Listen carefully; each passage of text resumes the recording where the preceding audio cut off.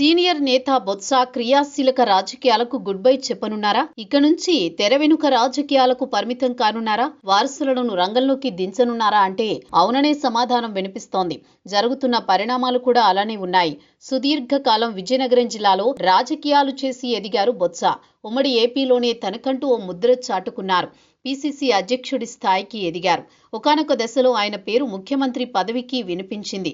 అయితే ఇప్పుడు మారిన రాజకీయ పరిస్థితుల నేపథ్యం, ఆపై అనారోగ్య పరిస్థితులు వంటి కారణాలతో యాక్టివ్ పాలిటిక్స్ కి దూరం కానున్నట్లు తెలుస్తోంది. వారసులను రంగంలోకి దించేందుకు ప్రయత్నాలు మొదలుపెట్టినట్టు సమాచారం. విజయనగరం జిల్లాలో రాజులను ఎదుర్కొని రాజకీయంగా ఎదిగారు బొత్స. ఒక సామాన్య పీఏసీఎస్ అధ్యక్షుడిగా ప్రస్థానం ప్రారంభించి అనతి కాలంలోనే రాజకీయంగా ఎదిగిన ఘనత ఆయనది.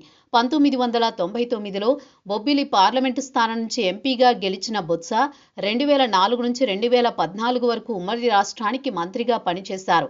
ఆ సమయంలో ప్రదేశ్ కాంగ్రెస్ కమిటీ అధ్యక్షుడిగా కూడా పదవీ బాధ్యతలు చేపట్టారు.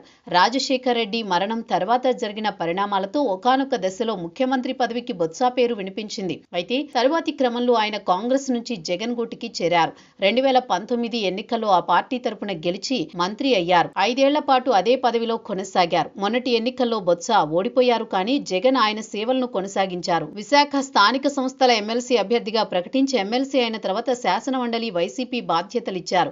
అయితే గత కొద్ది రోజులుగా తరచూ అనారోగ్యానికి గురవుతున్నారు బొత్స. అందుకే తాను పక్కకు తప్పుకుని వారసులను బరిలోకి దించాలని చూస్తున్నారు. విజయనగరం జిల్లా బొత్స గుప్పెట్లో ఉంటుంది. ఆయన కుటుంబ హవా అంతలా ఉండేది.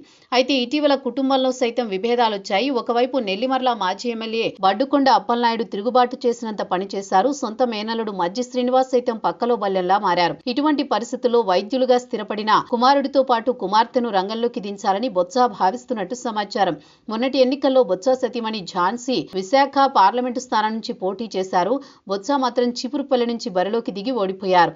అందుకే వచ్చే ఎన్నికల్లో చీపురుపల్లి నుంచి కుమార్తె అనుషను రంగంలోకి తీస్తారని తెలుస్తోంది. అందుకే ఆమెను చీపురుపల్లి నియోజకవర్గంలో తరచూ పర్యటించేలా చేస్తున్నారు. కుమారుణ్ణి సైతం రాజకీయంగా యాక్టివ్ కావివ్వాలని చూస్తున్నారు.